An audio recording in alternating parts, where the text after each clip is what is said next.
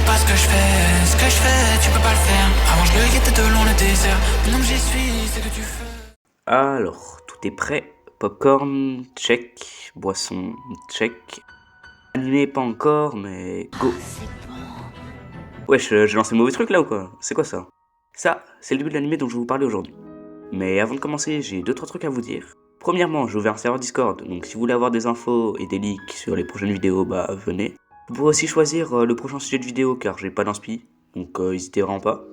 Deuxièmement, je vous invite à vous abonner, à liker et à laisser un commentaire. Je les lis tous et j'y réponds souvent. Faites comme lui, ça me soutiendrait pas mal. Bref, retournons en 2014 car aujourd'hui c'est... Lui, c'est Ken Kaneki.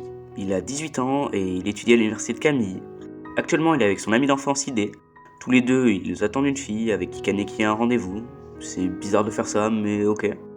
La fille arrive enfin, c'est une jeune fille nommée Lise.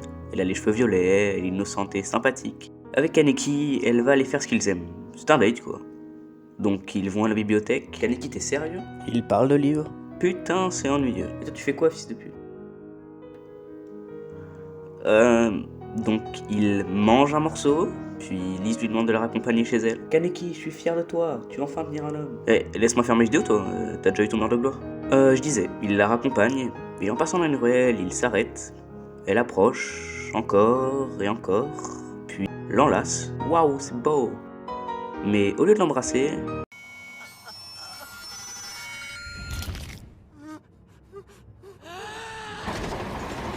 Et c'est à ce moment-là que nous, spectateurs, nous nous rappelons de l'introduction. Dans ce monde, les humains sont des proies. Les prédateurs, ce sont des ghouls. Les ghouls ressemblent beaucoup aux humains niveau apparence. Malgré tout, il y a 3 grandes différences entre eux et les humains. Premièrement, ils ont une très grande résistance aux armes et aux balles. Pour les blesser, il vous faudra une arme peut-être. Leur deuxième spécificité, leur pouvoir, leur cagoulé. Des yeux noirs aux pupilles rouges-champs. Cela leur permet de créer une excroissance qui diffère selon les individus.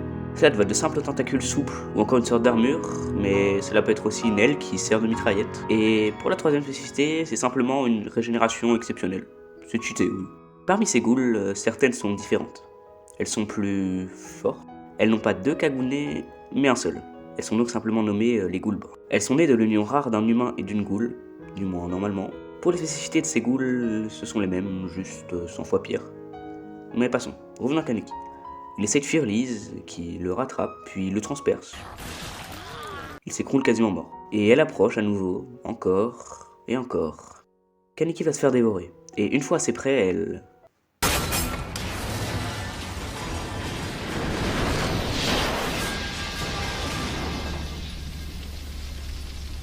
Elle meurt. Lise est morte. Kaneki lui est emmené à l'hôpital. On lui transfère les organes de Lise par une opération. Puis il se réveille, devenu une ghoul. Et durant l'animé, c'est Kaneki que nous allons suivre. Un jeune homme brisé, qui n'est quasiment plus humain, c'est une ghoul qui refuse de l'être. Après ces événements, Kaneki rentre chez lui, il est mort de faim, mais les ghouls ne peuvent manger que de la chair humaine. Donc pour changer les idées, il sort. Et au milieu d'un passage piéton, il s'arrête, son instinct le reprend le dessus, son cagoulé sort, et une odeur lui rappelant son enfance l'attire. C'est un cadavre. Ouais, il a été attiré par un corps.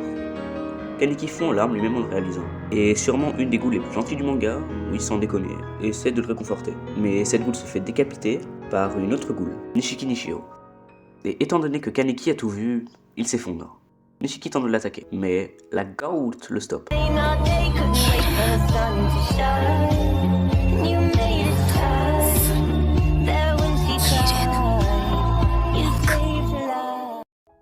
C'est Tuka Kirishima.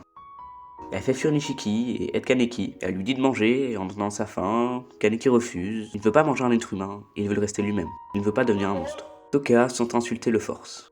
Et l'épisode 1 se termine là. Et honnêtement, c'est là que commence réellement l'anime. Et aujourd'hui, c'est littéralement de ça qu'on va parler. Kaneki est embauché à l'Antique, le café où il attendait au début. On a un peu de l'or. On a Tuka qui emmène Kaneki fabriquer un masque pour cacher son identité aux colombes. Ce sont les inspecteurs du CCG et les humains chassant les ghouls. Un peu après, toujours, on a Inami et sa mère qui arrivent. Bah alors, gamine, ton père est parti chercher du lait? Non, il est retenu en otage par le méchant qu'on a vu au début. Ah. Finalement, tout se passe bien. Ils servent les clients, sortent de temps en temps, Kaneki apprend à lire à Inami, donc classique quoi. Pas qu'il mange des humains, mais... Continuons. une amie sort avec sa mère acheter un livre pour faire une surprise à son père. Toujours au détour d'une ruelle, son père est là, elle le sent, elle y va.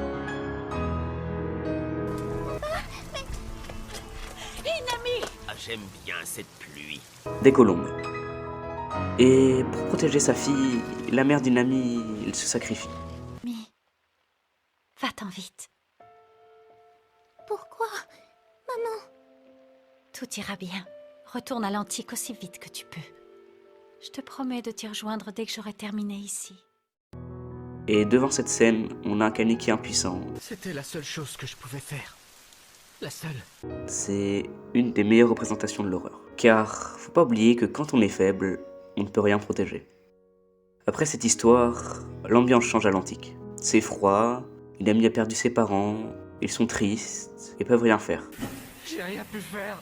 J'ai rien pu faire. Personne ne fait rien, sauf Toka, qui va leur péter la gueule avec son petit masque de lapin tout mignon.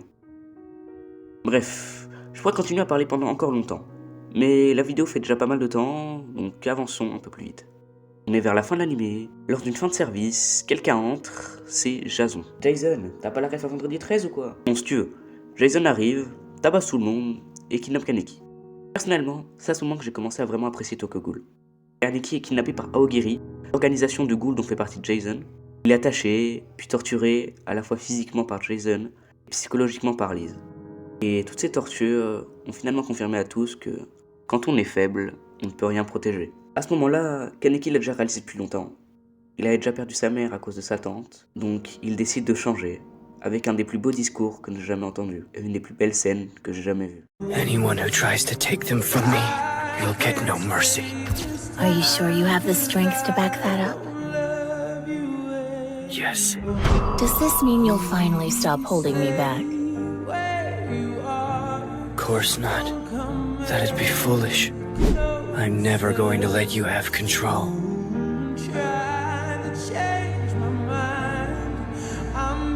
And what if your decision ends up being the wrong one in the end? That won't happen. Because I'm not wrong. What's wrong is this messed up world.